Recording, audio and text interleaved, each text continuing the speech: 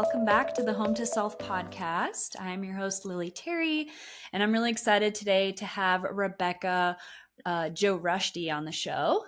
And Rebecca, you are a KonMari consultant, meaning that you trained through Marie Kondo, which I think is really awesome. And we'll have you unpack that in just a moment. It says here you're also an intuitive business strategist and an HSP, or highly sensitive person mentor.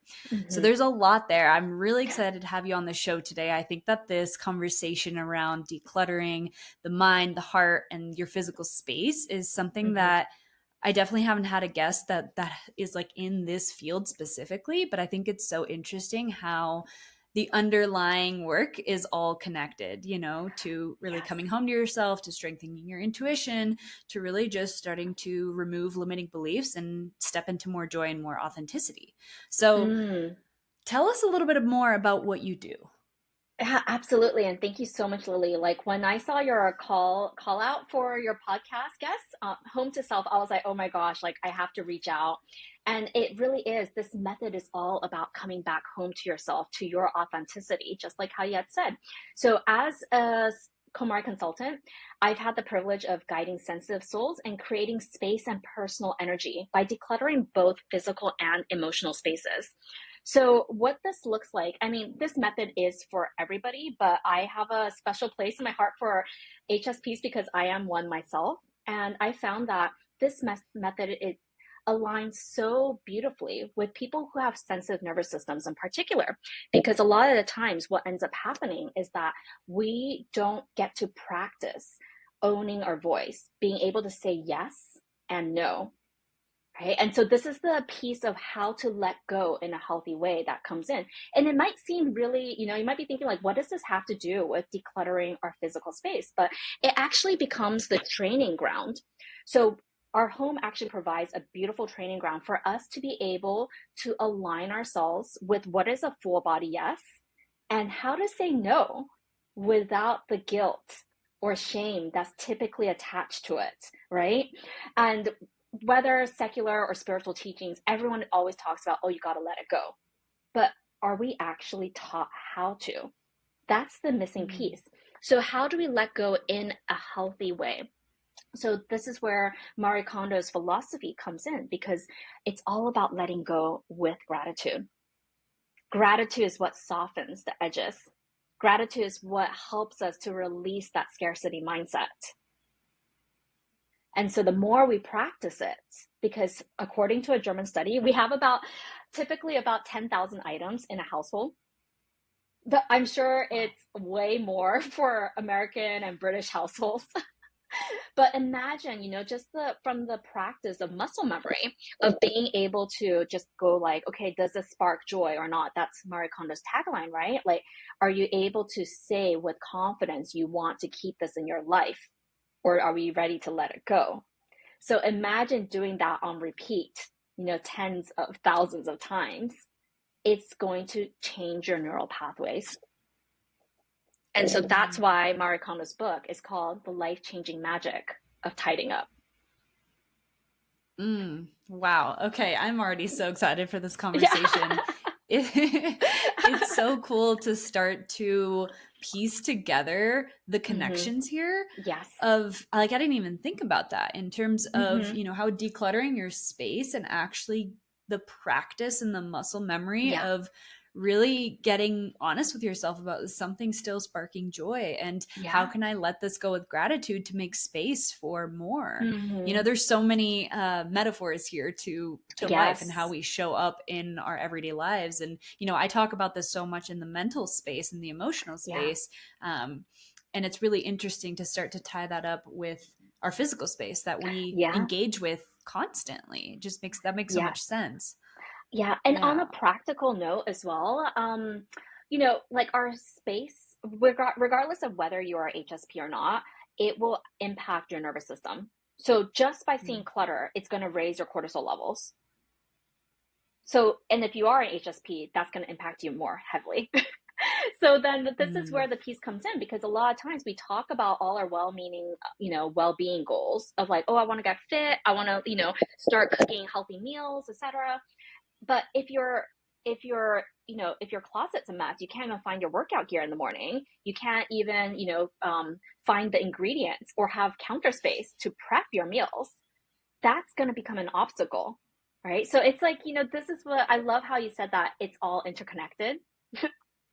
All the pieces are connected to one another. So when we're able to create that stable foundation of having our space support us, then we can flow with life. I love that. So before we get into more of this topic of how it's connected to the mental emotional space, I'm so curious to hear how you got into this work. Yeah. Do you have like what was your story? How did you come across this? So I grew up in a relatively tidy household because my parents both grew up in Japanese cultures.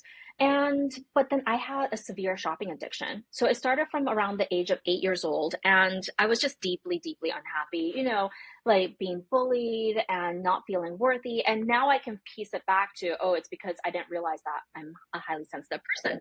And so what happened after that is, like I go through my 20s, like, severe shopping, right? Like to the point where I don't even remember. I'll get packages where I wouldn't even remember ordering. And then I came across Marie Kondo's book about 11 years ago. And when I read it, I was like, okay, like this makes sense. Like the gratitude was that missing component. So when I started to follow her methodology, and it's really pragmatic as well. So when I started to follow that, then that shifted everything. So it's rather than focusing on what you don't want in your life, the method focuses on what we want to keep in our lives. So that's where the positive psychology piece comes in, right? So because if we always go through life looking at it as it's, glass half empty, nothing's ever going to be enough for us. But if we go in looking at, oh, I have all of the stuff that I love, then that actually will shift the energy. You feel really content. There's that abundance piece as well. And this will actually change your purchasing behaviors too. We're no longer shopping for that high, right? That dopamine kick. Mm-hmm. Yeah. Yeah, it's so interesting. I talk about this all the time with, the subconscious mind too, of how so much of what we do is in reaction to that which we don't want. So we're creating from a reactive place, and it's Yes. it's heavy, it's forceful, it's swimming upstream. So I Mm-hmm. think it's so powerful to start to reframe that as like gratitude. When you focus Yeah. on that which you do have, or that which brings you joy, you amplify that, you feed it more energy, and so it Mm-hmm. grows. And Yeah. it's more of a creative force, which I think is a really beautiful way to, like, I've never thought of decluttering from that perspective. I feel like all the decluttering, whether it's mental, physical, emotional, Mm-hmm. it's been from a place of like, there's too much, like we got to get rid. And Yeah. I don't know, it just feels like, oh, but like which pieces are actually bringing you joy, which are Yeah. actually enhancing your life. And with that energy, I just assume that this would be a much more enjoyable process too, and more Oh effective. yeah. Yeah, it's kind of like one of the analogies I like to give. It's the difference between like doing a crash diet, right? And then actually changing and embodying a new lifestyle, Mm-hmm. because that's where the rebound happens. When you're doing it from a place of fear, right? And then you're just trying to force yourself. But this is actually a very, very reflective process. So when we're able to really get attuned with every single item and make a conscious decision, then this is also going to change us, like in the way that we interact with not only ourselves but the world around us. So I'm a reformed shopaholic now, and it came from, like a practical side is also when you have a full mental audit of what you own, it's so much easier to make decisions. You might be like, oh, that's a cute t-shirt, but I have, two similar t-shirts already. So it's not coming from a place of, oh, you're restraining yourself from like, oh, I'm not allowed to buy anything. It's coming from a place of, oh, I have more than enough.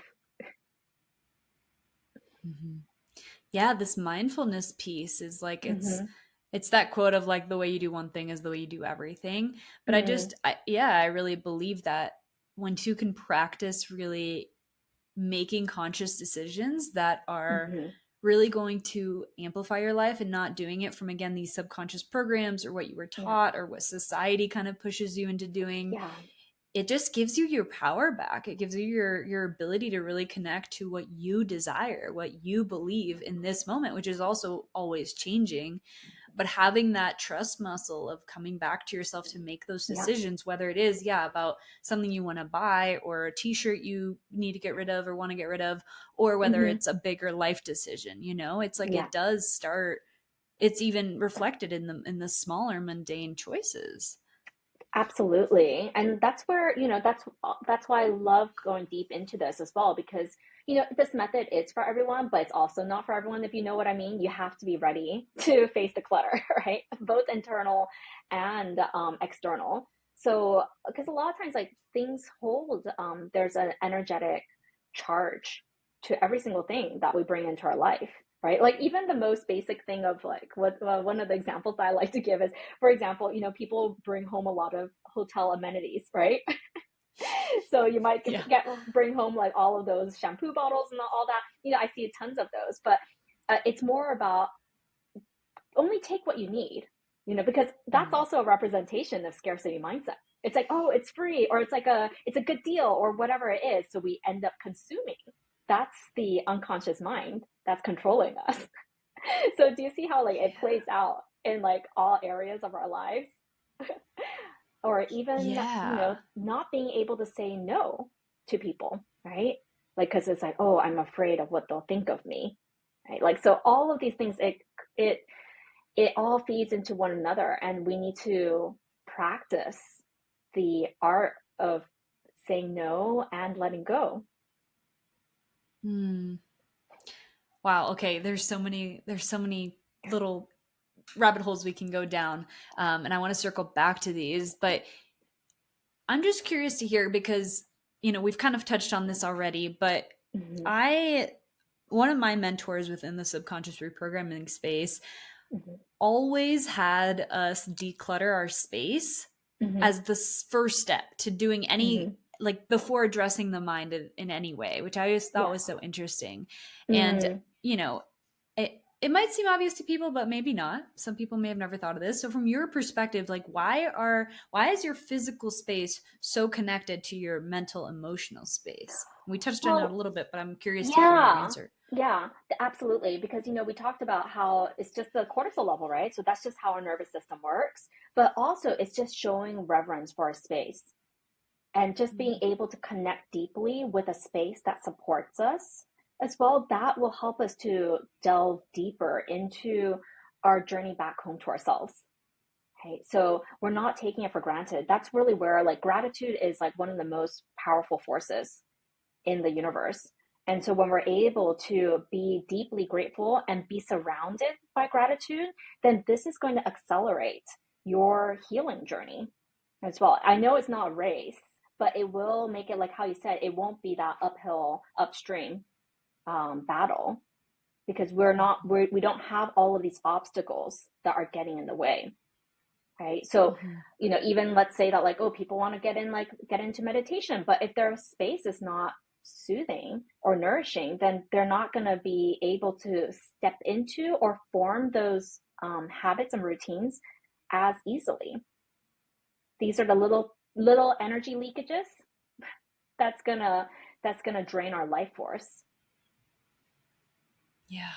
Yeah, it's like as within, so without, right? And so Mm-hmm. the mind is, I feel like our space is such a reflection of what's going on internally.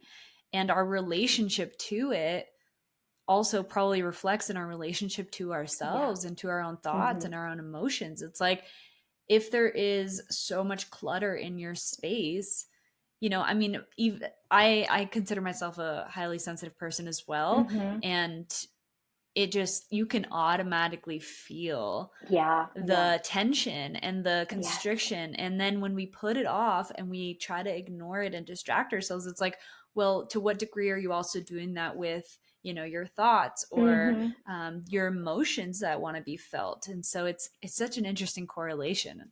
And I feel like it's Absolutely. also a more accessible place for people to start with their Yeah. space because the mind can feel like really daunting to go into. Yeah, and you don't realize like a lot of the times we're holding on to those inherited belief patterns, right? So even the scarcity mindset, a lot of it roots back to our ancestors because they've been through a lot of hardships from war times and famines to, Great Depression, right? Bankruptcies. So for them, like it's understandable why those thought patterns, those belief systems are passed down, but it's up to us to recognize it and then we can feel it, we can heal it, and then just seal it as well. Like let it give it that space to be honored. So we're not shoving it back under the carpet or shoving it into a closet. What we're doing is we're honoring it, right? We're honoring all the emotions, even on in our belongings. If you find something that's emotionally charged, maybe it's like a gift from a friend that you no longer talk to, or from an ex, right? Like it's even if the item is beautiful, it's gonna have that negative emotional charge. So rather than trying to, throw it across a room, just chuck it without a second thought, trying to avoid it, we actually have to hold it in our hands to really honor the emotions. And then we have to use the gratitude component to let it go. So it's not just like, screw you, I hate you, It's really just going into like, thank you so much for teaching me what my boundaries are. Thank you so much for showing me what kind of people I want to be aligned with. And then that's the healthy release. So, because if we throw things away without a second thought and without that gratitude, we're actually not going to change our behavior. Mm-hmm. Yeah, Mm-hmm. that's so So, powerful. so that's Go with like ahead. people, right? So that's with people. But let's say, on the other hand, let's just say it's like spending patterns. Let's say like fast fashion.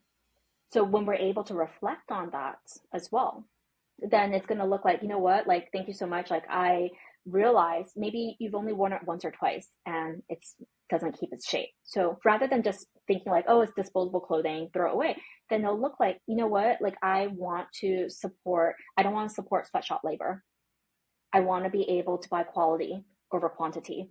Right. So with these sorts of, this is how we actually reprogram our mind. And that's how I'm a reform shopaholic now too. So that's where, like, the method works beautifully in like so many different aspects of our lives. Yeah.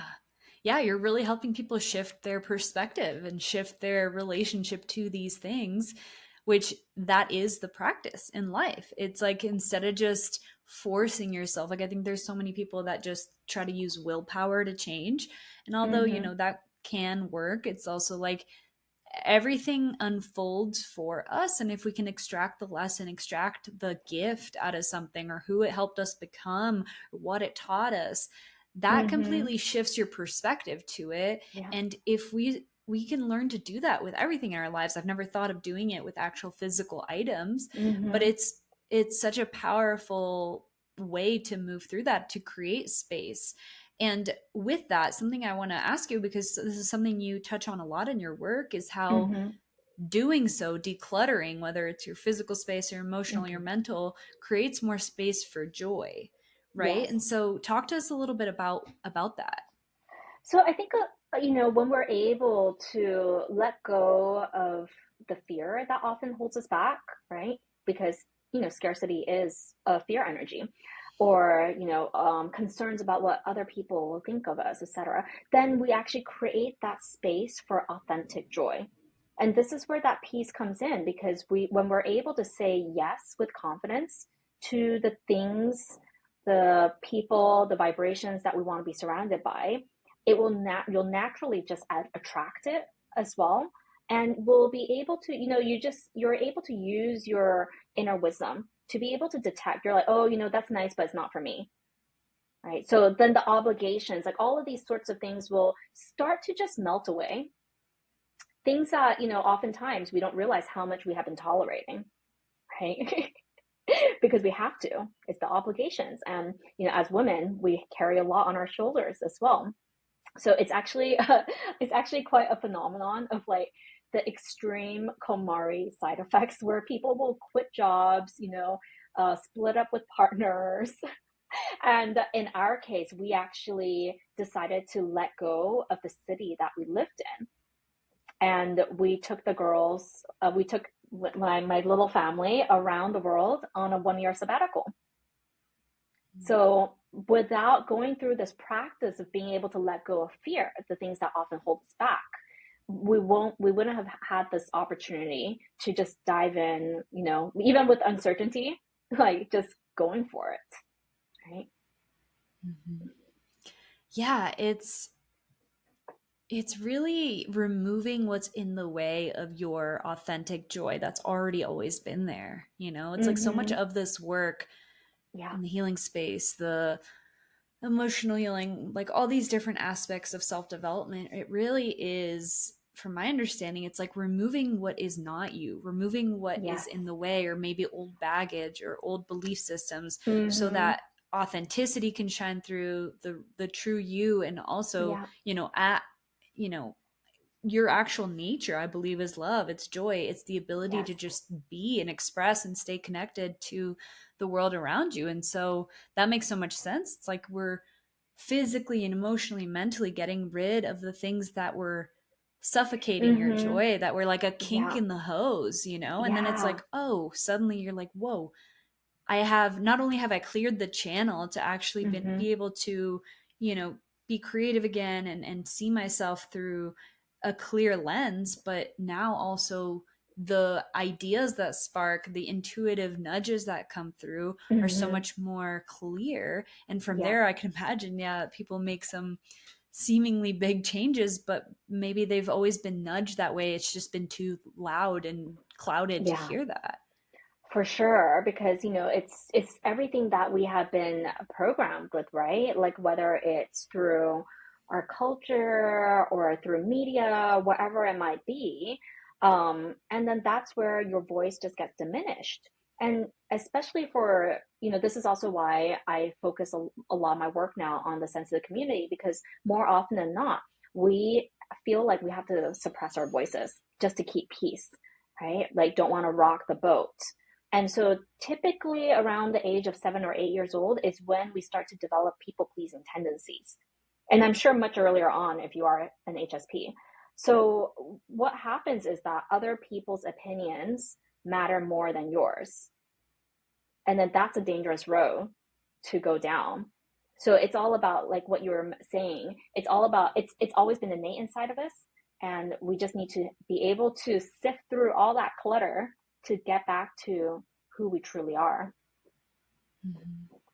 Yeah. Yeah, and doing that with gratitude again, and like with the introspective questions of, Mm-hmm. is this really still adding value to your life? What's the gift that came through? What we talked about Yeah. earlier, it's that is really the compassionate lens through which you can actually make change in your life. And it sounds like this is not a one and done. Not what I like about this process, or what it sounds like is like you're not just hiring someone to come do it for you Mm-hmm. and then you're going to go Mm-hmm. right back to the same habits as before. Like you're Yeah. actually taking them through the process so they can learn these skills for themselves, not only with decluttering their space, but everywhere in their lives. Yeah.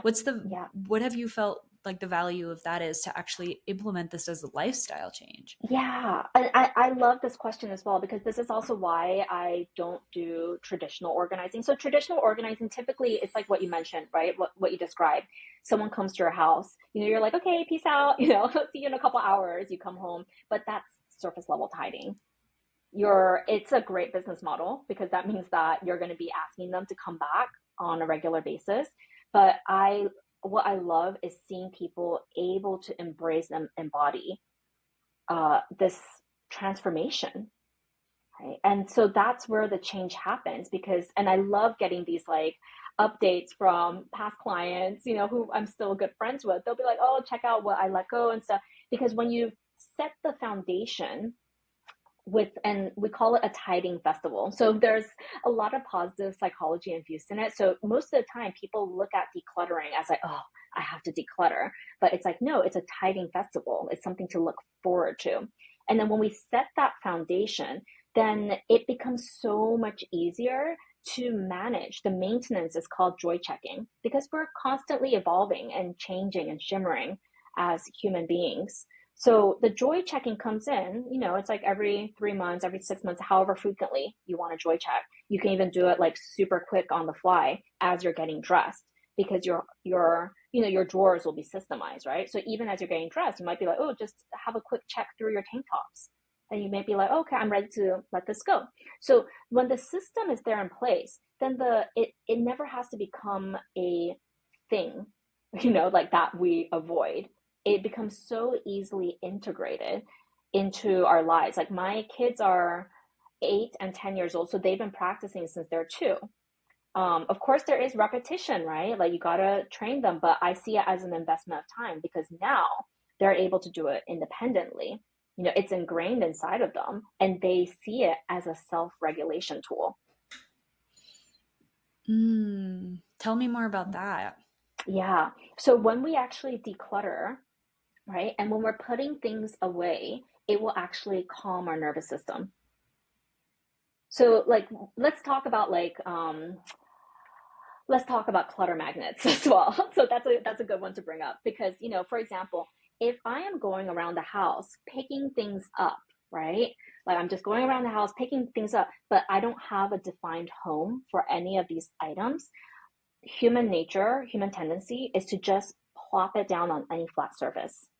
So this is where the systems come into place, because when you have defined homes for everything, then you're literally, it becomes like muscle memory as well. I picked up all of those things just now. I can just, without exerting any additional energy, I can put things back, right? If you have multiple family members in a house, then the training becomes easier. If there's no systems, then, what it does is actually creates conflict, because you feel resentful that people are not picking up after themselves, right? You feel like, oh, I'm doing all of the work, etc. But actually, the truth is, you have to reflect, are there systems in place? Because if there is, you can be like, okay, can you put this back to where it belongs? Oh, you need batteries? It's in this drawer in the left-hand side, right? So this is where, as highly sensitive people, it's a way for us to manage and also expand our energy. So we become really attuned with where our energy leakages are. Because the flip side is, if you can't find something and you're, tearing the house upside down and trying to find it, what happens? Cortisol levels, right? And it takes a couple hours for us to get back to baseline. And it's something that's absolutely avoidable, right? There's a lot of things that are not avoidable in life. Challenges are part and parcel of life, but there are things that are totally within our control, which is creating that sanctuary. Yeah, this is such a huge topic, because I can relate so deeply with my husband. He is not a highly sensitive person and just isn't as affected by the house not being tidy, right? It's just not as much what bothers him. And I'm just curious to hear how you help clients and people navigate living with, whether it's kids or a spouse or roommates who just maybe don't have the same values or, a care or desire to keep things as tidy. I mean, I think what you said with systems really makes sense, but even still, like, I just, as simple as I have tried to, get my husband on board with simply leaving the car keys and the house keys right on our first little countertop when we walk through the door, so that they're always in the same place. And even that, he's like, I just don't think about that. So I'm like, how do you find the balance between, like, okay, I honor who you are and how you operate, and I'm not trying to change you, but also, like, it is frustrating when we are rushing out the door and then it takes us 5 minutes to look for the keys, and you put them on top of your dresser, like hidden between, I'm like, what? It's the training. It's the training. And sometimes it will make you feel like you want to rip your hair out, and and a lot of it, and I am still a work in progress as well. And it always goes back to, okay, like, seeing it as an opportunity to teach, because it's so easy to just be like, oh, I'll just put it back. Oh, I see the room is messy, I'll just tidy up. And always Yeah. goes back into like, okay, feel into where you are at. Like if we're gonna do it with resentment, then that's not gonna help, right? And we're also taking away that opportunity to practice for his muscle memory. So it might sound like, oh, just saying it in a cute way, like, oh, do you remember where these belong? Or like, oh, could he put it back into its home? Right? Because when we start with the nagging, and I am so guilty of it as well, then it's like it has that negative sentiment attached to it. And then a lot of times they just want to go against it. It's like there's some people who are just like, you're telling me what to do. Okay, I'm going to do the opposite. That's how it is with my Yeah. kids. So it's really about like empowering them. Hmm. Yeah. And Yeah. then just being That, able to like when he does do it with the positive reinforcements as well. It's just being like, oh honey, like wasn't it so quick to get out of the house because, you were able to grab the keys from here? yeah. No, it's so true. And I feel like also after some time, they will pick up on how much easier their lives are through Yes. these systems in place, And so, yeah, I think at the end of the day, it really comes down to how you're approaching this, how you're navigating it, the underlying energy, because I've totally noticed, when I do come at it with resentment or Yeah. just like a passive aggressive energy, Mm-hmm, like that mm-hmm. does just not help the situation. And Yeah. again, it's so interesting to start to think about like where these habits come from, because Yeah. I totally am recognizing how my mom's tendencies are. I've picked up some of those. And if I'm not conscious about it, like, Mm-hmm. if she used to ask us to do something. And if in the moment we didn't want to do it and we told her we would in a little bit, Mm-hmm, then she mm-hmm, would do mm-hmm. it. And she would do it with this Yes. like resentful energy. And it's Yes. like, Mom, you can't wait 5 minutes for me to do it. Yeah. And now I notice that Yeah. within my Yes. relationship with my husband sometimes. And I'm like, oh no. Totally. But And then this yeah. also goes back into like, because when we do feel these irritations and we're not at baseline, it's also a sign for us to take care of ourselves, right? Yeah. Because that just becomes like a little, it's like we're activated by it. It's like a trigger, right? But it's not really, it might be because we're hangry or we didn't sleep enough Mhm. or the clutter is increasing our cortisol. Yeah, for sure. Yeah. So let's get practical for a moment for people Hmm. who are like, oh my gosh, this is exactly what I needed to hear today. Hmm. Like, there's been clutter in my house that I really want to Yeah. clean up. But, if they're anything like me, and I'm sure you see this pattern all the time, Mm. if it has built up over a couple months or a couple years, it Hmm. feels so overwhelming. Like you're like, Yeah. where do I even start? Yeah. How do you help clients just to start to take those first few steps to Yeah. actually create these changes? So I love Marie Kondo's method because it's so pragmatic, and this is where it eases the overwhelm, which is why it's perfect for people with sensitive nervous systems as well. You know, and so we actually start with the intention setting. So what is your ideal lifestyle? So it can go beyond the home. Like what will you do with that energy and the space that you create? So this really helps us to keep us going as well.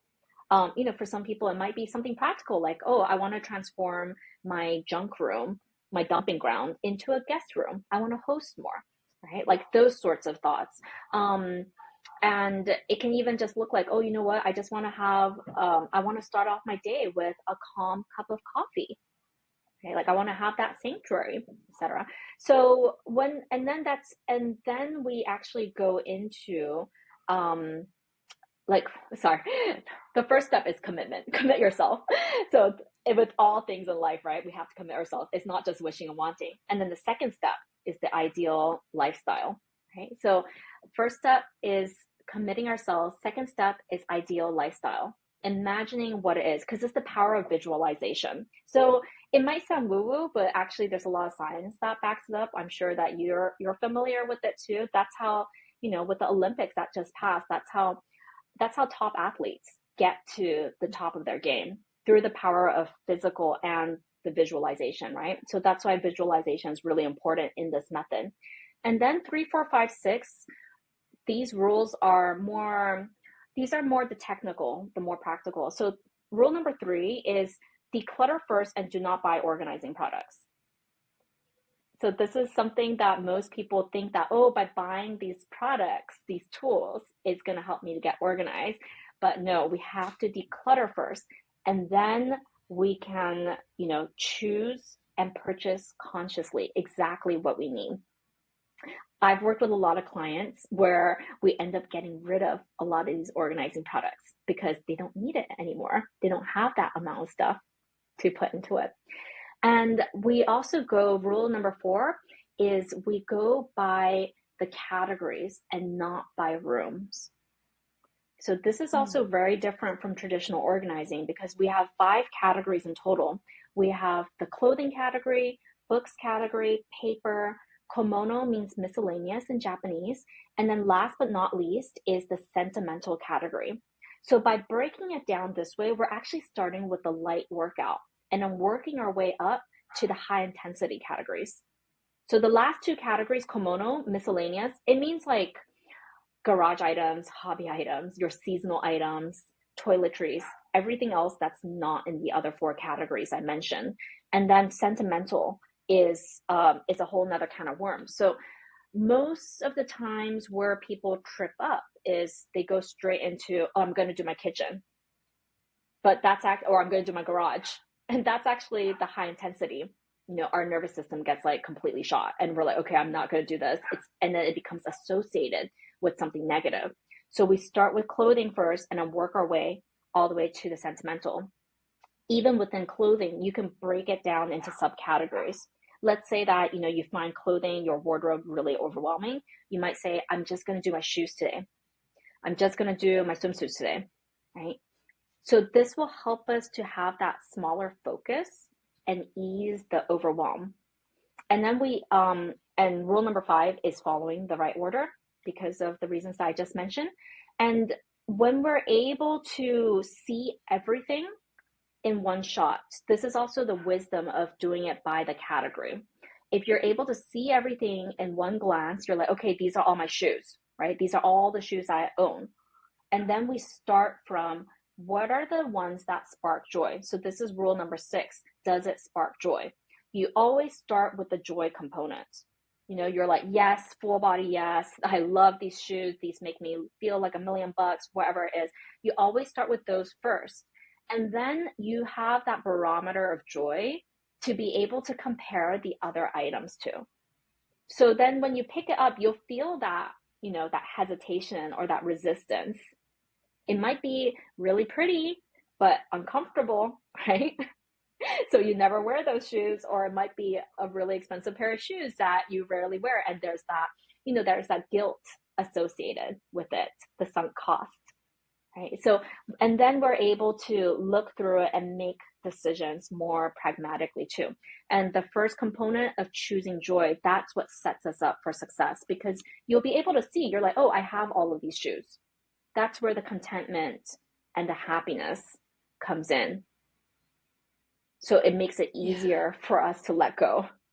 You'll be like, oh, I have enough. Yeah, it's like when you can actually see what you have and be grateful for each pair of shoes or every shirt that you own. It's like you can actually feel that gratitude instead of it's just like overwhelm of you open your closet and it's just overflowing with stuff.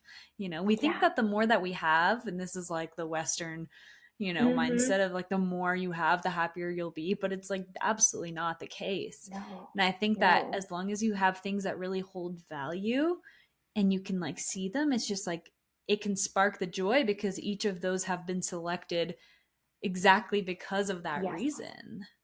And that's also the myth, and that's the narrative that we've been fed, right?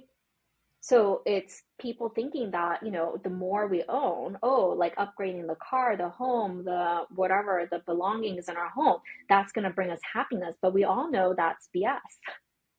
So these are all things to untangle ourselves from as well, right? Because also the notion of, because KonMari is also not minimalism. A lot of times people associate it with minimalism, but just because Marie Kondo has that minimalistic aesthetics vibe, that's her joy.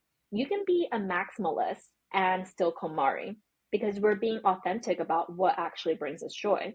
right? It's not like, oh, everything just brings me joy, like as an avoidance tactic, if you know what I mean. Some people will say that. It's like, but everything brings me joy. Everything sparks joy. But it's like, no, it's like if you can honestly say that everything brings you joy and you love that maximalist aesthetic, go for it. So you Yeah. get to define what your joy is. And also you get to define what enough is. It's not oh, you can only keep 10 books, or you can only have 10 pairs of trousers, or whatever it is. You get to define it, because if someone works in the fashion industry, they're going to have a hell of a lot more clothes than me, right? Yeah. Yeah, I love how this is really an authentic person by person system. It's not just a Mm-hmm. one size fits all approach. It's like, no, Yeah. you're really getting to know yourself. You're getting to ask yourself, like, what really matters, what you want, what joy means to you. It's like all these really introspective, Yeah. powerful questions that I feel like, especially as a highly sensitive person, or, people who have a tendency to people please or just not use Mm-hmm. their voice, it's like, that muscle has not been worked enough in their lives. And so Yes. just powerful, powerful. Yeah. And I think it's also the fact that when we're able to practice it, we embrace change so without resistance. It Because change is a part of life. It's like the common thread, right? That's the only constant in life. But so many of us just resist it. So when we're able to embrace it, so like let's say for example with like clothing, right? Like, and this is also why I love starting with clothing, because it means your skin is your largest organ, so only you yourself can decide what you want to put on your body. So as HSPs, I find this to be a really powerful exercise. Even when I do this with, like regardless of like private clients or children, it's always about holding space for the other person. I'm not going to influence your decision, right? Like even if my kid wants to keep something with a hole on it or a stain on it, if they can authentically say that it sparks joy for them, I'm like, fine, keep it. Next time we joy check, maybe they'll be over it, right? So when we hold space, then that's where we feel safe, and then we're able to get in touch with our inner voice, like what we truly desire, right? And it's okay if you're not ready to let go of something. Like I'm not here to force it. It's all about being able to cultivate that confidence in letting go.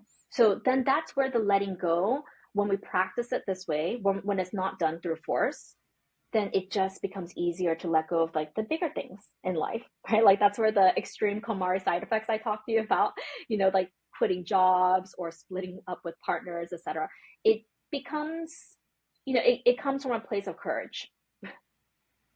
Mm-hmm. Yeah. Yeah, and trusting yourself, right? Mm-hmm. Yeah. Trusting what is bringing you joy and what's not. You start to Yeah. it's just, again, it's like a way of thinking, a way of relating to your space in your life. It's like once you practice it, and you do these joy checks in your home every Yeah. so often, it's like you Mm-hmm. probably start to do that with your life, and you're like, oh, Oh interesting, yeah. like that's no longer bringing me joy, this relationship might not be. And so Mm-hmm. I could see how that, just like the ripple effects of that, because it's, again, it's like you are creating your experience of life based on how you relate, and your perspective and your thoughts. And so the more connected you are to yourself and your Mm. intuition and your joy, it's like it's going to start reflecting in your outer environment as well. 100%. And I especially love doing this with children as well. And I always say this to parents, right? Like, when we hold space for them, it might seem like a really basic way of holding space for somebody, but when we hold space for them, like let their voice be heard rather than trying to project what our ideals onto them, then that means that kids, as they get older, they're going to feel safe to talk to you about the bigger issues in life too. And not, they won't have this thought of like, oh, mom's going to judge me, she's not going to approve. And then that's where we start to hold things in, right? Because it's the seeking approval. Yeah. So Mm-hmm. it's a really, really beautiful method. And I find that, even between couples as well, I've worked with couples, and it's really cute because, when you're on this shared journey and shared mission, then it really does create space for so much growth, and authentic conversations between in relationships. Yeah, I could see that. I could see Mm-hmm. that. How just like Yeah. using the things that, have value to different people, different value to different people. It's like sparking conversation and authentic, expression of like, what does this instill in me? Why do I care about this? Why do I want to let this go? Who have I become? Like all these questions that we just don't really touch on as much on like a daily basis. And I think it's Yeah. so powerful, like the evolution piece that you spoke about earlier. And even in relationships, this is huge too, because if you're not growing and evolving, the relationship becomes stagnant. And, how often do you think, because something I've noticed in my home is like over the past few years have changed so quickly. Like there's Mm-hmm. it's been just like rapid growth and transformation. And I have Mm-hmm. noticed that my space hasn't fully evolved with me. Mm-hmm. Mm-hmm. And I'm curious to hear more about, yeah, your perspective on that and how we can continue to evolve our space with us. Oh yeah, and I love it because it's like, so if you follow the method, right? Just going through, because even clothing, you might be like, oh, that's a past version of myself. And it doesn't have to, I think a lot of times because we fear the letting go, we end up just keeping it. It's like, but we can just honor. That's where the gratitude piece comes in. It's like, oh, that was who I was then, but this is who I am now. And so each piece that you're holding, you can ask yourself, does it represent who I am now and who I am becoming? Hmm. And then you can see, does it support or not, And then for some things, you're just like, oh, I'm not sure. And that's okay, right? Because that happens, that absolutely happens. But we have to also keep it with confidence. So we're making sure that we're not keeping things out of fear. It's like, okay, I'm emotionally not ready to deal with this right now, and I'm gonna honor myself, but I'll joy check it in a couple months' time, right? And just see how you feel. So it's always that internal check-in with yourself. So I had a client, so I'll tell you the funniest thing is like the hardest thing to let go. Do you have any ideas? Of what is the hardest clothing item to let go? The ones that you maybe really liked in the past, or I don't know. I'm curious. So t-shirts Oh, are you one of mean the like, hardest okay, things. Yeah. interesting. Yeah, so t-shirts are one of the hardest things to let go of because they become like second skin, right? Especially when they've been so worn, and it's almost like that warm hug that you get, that warm embrace that you get from a particular item of clothing. So I had a client, she had a lot of t-shirts that had like holes in it. Like she would never wear it out, but she just wasn't ready to let it go. And I was like, cool, then we'll take it away from your current items and we put it into a box, put it into a closet. So it's also about how we prime the space. So it shouldn't take up prime real estate where it's like, where your daily use items are going to be. So we put it high up. And then a couple months later, she like texted me. She's like, Rebecca, I let go of 2 of the t-shirts from that box. And that's what brings me so much joy because it's coming from a place of confidence. It's like, okay, I'm ready. I am ready to let it go, right? And that's that's where the growth happens because we're actually feeling into and honoring who we are and our timeline. There's no forcing. Mm-hmm. So this is why I love the method so much too, because it's on a practical note. Like if those t-shirts were bunched up with all of her daily wear items, that's actually an energy zapper because you're fumbling through your t-shirts and then you're just like, oh wait, like, oh, I can't wear that. That's too small for me. That has a hole in it. So this creates the decision fatigue too.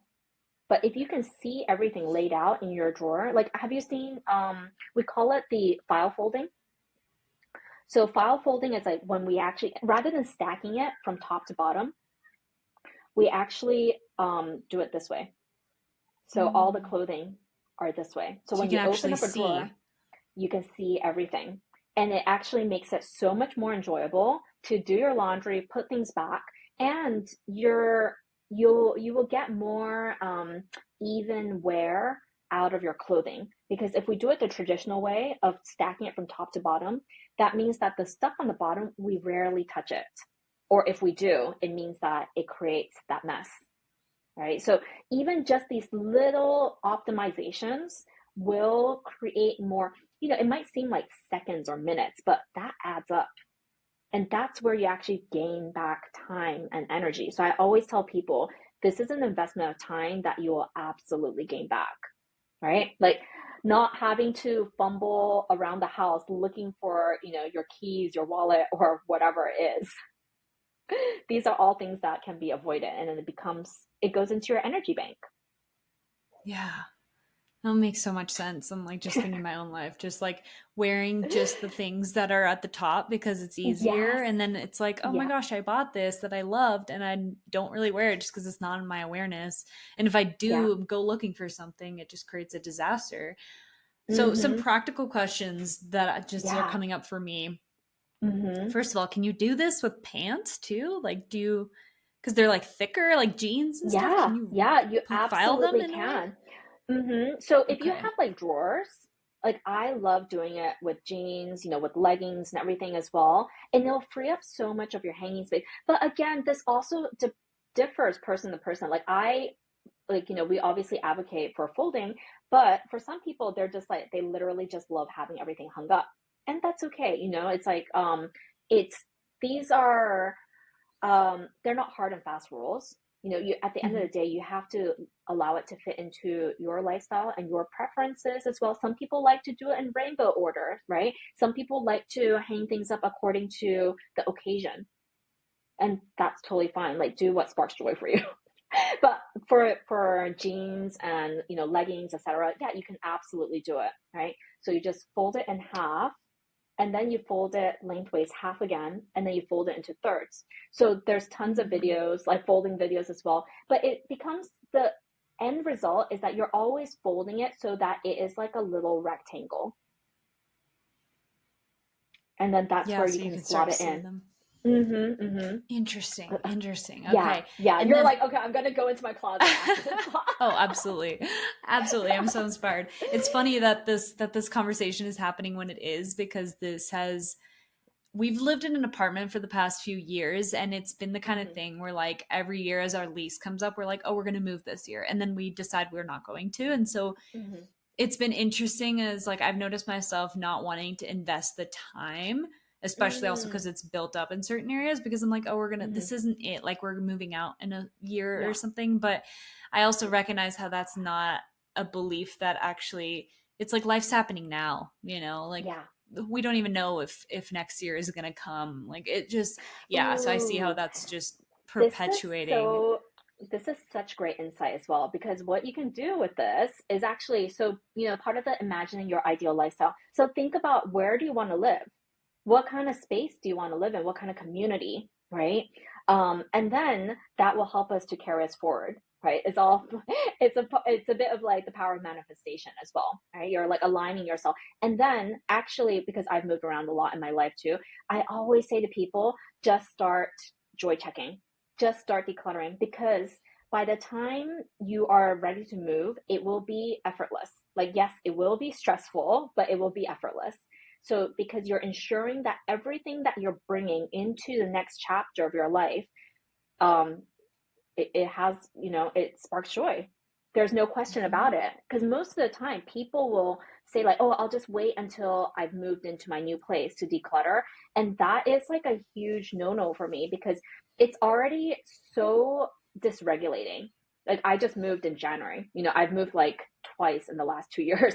So it's, even though I'm a professional organizer and I follow by this method, when you come into a new space, everything's going to be everywhere.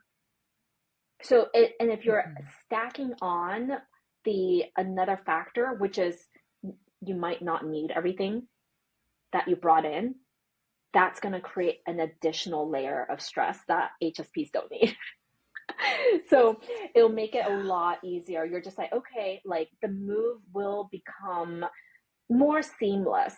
right? Like it is going to feel stressful and it will feel dysregulating because that's just what moving is. Actually, they said that moving is the second most stressful thing in life after divorce. Wow. I Yeah, resonate.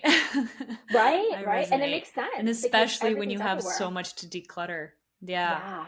Yeah. Yeah, And everything's everywhere. yeah, so I always tell people before you move, I'm like, do not wait. Just start joy checking and you can start like and you can start packing things up. So by the time you do need to move, you're just like, okay, it's kind of like you're just living out of a suitcase. You have your core essentials. Everything else Mhm. can just be, slotted right into where they belong because they're also categorized, right? Mhm. Oh my gosh, yeah, I'm so guilty of this. I've literally just been putting it off till I move. And it's part of like moving is so stressful, but at the same time, the decluttering that comes with it is really feels really satisfying. And so, yeah, it's just interesting. But I Mm-hmm. wonder, like, when, what would you suggest for starting like the process from the beginning in terms of, I mean, like from the outside my place is Mm-hmm. pretty clean. I do like things really clean. It's just Yeah. the storage room, the closets, the spaces that have gotten like, oh, just shove it in Yeah. there so you don't see it kind of thing. Yeah. Where, like, do you tell clients to do like as much in a day as they feel comfortable with, or is it like start Mm-hmm. with one area, or just your clothes one day and then wait a few days? Like, how do you space that out in order to make it not so overwhelming? Okay, so this also goes back to your emotional readiness. So that's where like I have to tune into people's emotional Yeah. readiness and where their threshold is. I've had people who can go like easily five hours in one go because they're just like, oh, feel so charged up from it. But I also know people where they're not quite ready for it, right? Then in those instances, then because I have to also select people. I want to work with people that are ready for it because otherwise it doesn't make my job fun. I almost compare it to like being a personal trainer, like a fitness trainer. Like you can have the best personal trainer, but if you're not going to do those reps, we can't make you fit, right? So that's where like the energetic fit has to be aligned. But Hmm. yeah, so and that's where having if you hire someone professionally, they're going to make you work harder as well, right? That's why we get personal trainers because you're like, because I have a love hate relationship with exercising. I need to go to a class. I need to get into the studio. Otherwise, I know I'm not going to work as hard. So this is where it's like you can also feed into. There's many ways up a mountain. So some people they might watch Marie Kondo's shows on Netflix. I read her book 11 years ago, and that's what kickstarted my journey. There's tons of people who have like written blogs and done YouTubes on it as well. Or you might be like, okay, I need someone one on one, right? So it's really about feeling into what works best for you, how you work best. Yeah. That So makes going sense. back to like I don't work out solo because I struggle with it. I have to be in a class. Yeah. Yeah. So No, it's that makes and so then much sense. Yeah. yeah. So this is where like I would say um and also just giving yourself it's always that mindful check-in to like check in with yourself to see where you're at because if you're starting to feel like tired and grumpy then it might be like, oh, I need to take a water break, right? Or like giving yourself permission to rest. That's a Hmm. huge one too. so Hmm. so make sure that you're fed and watered before you start. Like not Yeah. too much to the point where you're in a food coma, but like you need to have some energy, right? Yeah. Yeah. Take care of yourself, Yes. like take care of the Yeah. basic needs first always before you go into anything deeper. But okay, amazing. This has been such an awesome conversation. Yeah. I have some rapid fire questions for you before we wrap Okay. this up. Mm-hmm. Um, they're just fun questions that I like to ask everyone at the end. So, Mm-hmm. first one is, what's one of the most important lessons that you've learned along your journey? It can be about anything. Oh, letting go of limiting beliefs. Yeah. Hmm. Mm-hmm. Yeah, I I let go of my agree. fear of public speaking. So this method can be applied Amazing. to everything. Yeah. So this is why letting Yeah. go is part of every aspect of our lives. Otherwise, I wouldn't be here talking Literally. to you right now. Amazing. Yeah, I mean, letting go is at the foundation of everything. It's just like Yes. let go of what society told you you need to do, who you need to Yeah. be, what you need to hold on Yes. to, what you can and can't do, and then find Mm-hmm. your own path, right? Yes.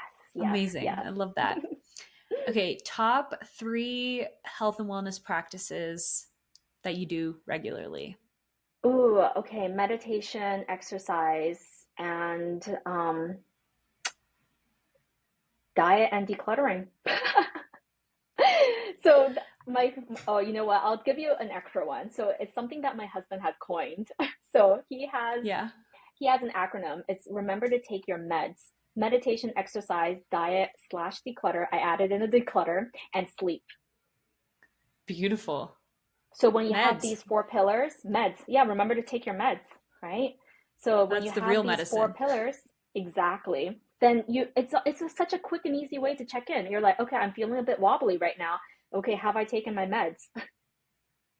What can I lean? Huge. I love that. Yeah, yeah. Awesome. We love a good acronym around here. Mm-hmm. Okay, what is a book that you'd recommend for people who maybe want to learn more about this? Get their, yeah, just learn more about this topic. Oh.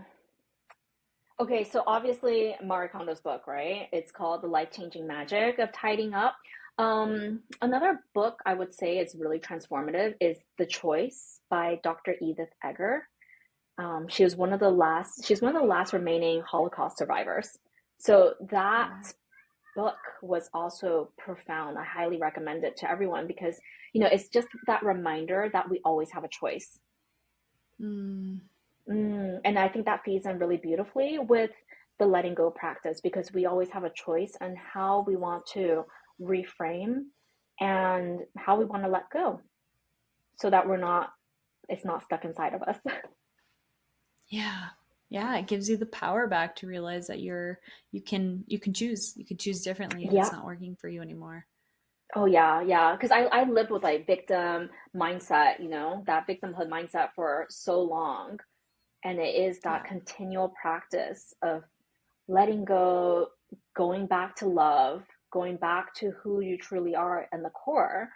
And then it just creates that space. Like we're no longer carrying the weight. And a lot of times we don't realize how much weight we have been carrying. And it's like Mm-hmm. give yourself permission to put it down. Yeah. That's what Mm-hmm. I always hear from clients, the feeling, before we start the subconscious work is they feel heavy.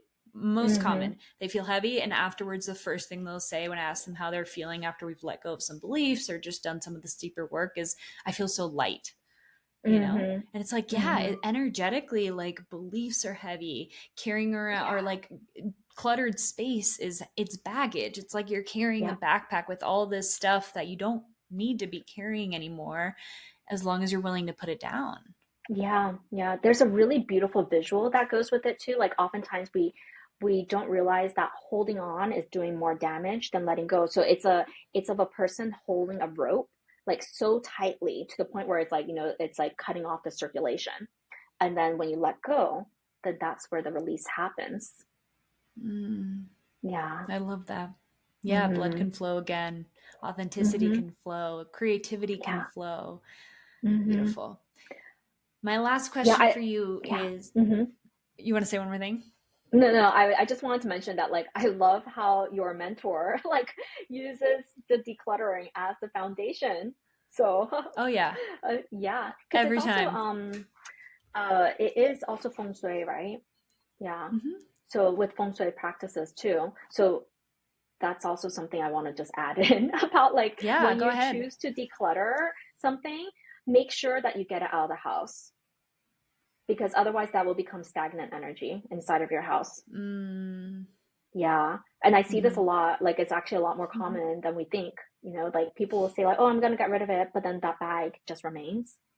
So setting that intention, getting it out and then really feeling into like, "Oh, how good does that feel to get it out?" Like it's Mm, almost like you have that it almost becomes like a ritual. It's not just like letting go of the emotion, which we can't really see, but it's like you're letting go of something physical too. That's so funny you say that. I literally have a box of books. I like decluttered my bookshelf not the other day. Yeah, This was probably like weeks ago. And I just yeah. have a box of books that I've been meaning to donate and I just haven't yet. So I'm like, okay, universe, I I hear know, you. I know where you're going after this, Lily. Yeah, I'm doing it. I'm inspired. No, this Oh, this I love it. conversation I has been love it so amazing. much. Oh, I'm so happy. And you So, have one more question, right? yes. So the podcast, as you know, is called Home to Self, which Yeah. has so many beautiful meanings. And my question to you is, what does coming home to yourself mean to you? Coming home to myself means finding the peace within. Mhm. Beautiful. Yep, I agree. It's like what I've redefined success to as just like inner peace, really. Yeah. To me, Yeah. it's like the most successful person's the person who is at peace despite their circumstances. And so Yeah. when you're at You know, peace peaceful within, like, profits, right? You know, as well. It doesn't have to mhm, be, we don't have to feed into that hustle culture narrative. yeah, And it's a you get to noisy, define that. cluttered world out there, right? Ooh, that it is. That it Yeah. is.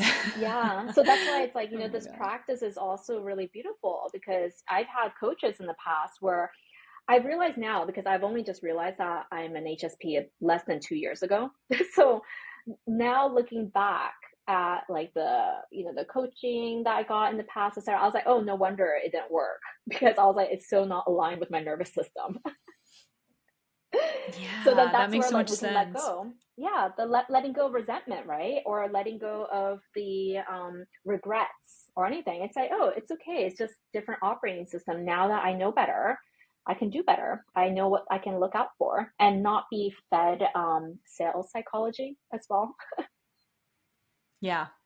Yeah, really redefining like what feels good for you and then creating a life but also a business from that place is that's something I've been sitting with a lot. It's like I've taken so many business courses and strategy Mm-hmm. sessions and whatnot, and it's like, yes, a lot of these methods are proven, but Yeah. like if it doesn't feel good and work for your blueprint and who you are as Mm-hmm. a person, it's not going to feel aligned and it's not going to be your best path to success. And so it's like No. really trusting that your path is the path for you, Yeah, you yeah. know? And also, like, I think, it goes back to defining what enough means because, there's so much talk about like always talking about six figure, seven figure, 10K, this and that, right? But it's like just define what enough is for you. And then Mm-hmm. we can work from there. So you don't end up having to follow other people's versions of success. And at the end of the day, like we see it so often, right? Like, people who have reached their quote unquote peak success, but then behind the scenes, it's completely wreak havoc on their nervous system, their mental health, their relationships. And I never want it to be at the expense of myself, right? And then that's Mm-hmm. also part of following your life path. So what does that look like for you? This goes back into what does your ideal life look like? For me, I want to be present for the kids and for the family. So I want to be able to create my business practices around that. So, and obviously also taking care of the self, right? So just being able to take care of myself physically and mentally. So these are all parts of like how we can envision what our ideal life looks like and take ownership of it. Yeah. Yeah, what a beautiful place to end. I Mm-hmm. feel like we could talk for hours. This has I been know. so fun. I love Oh, this. I I love love this it. conversation.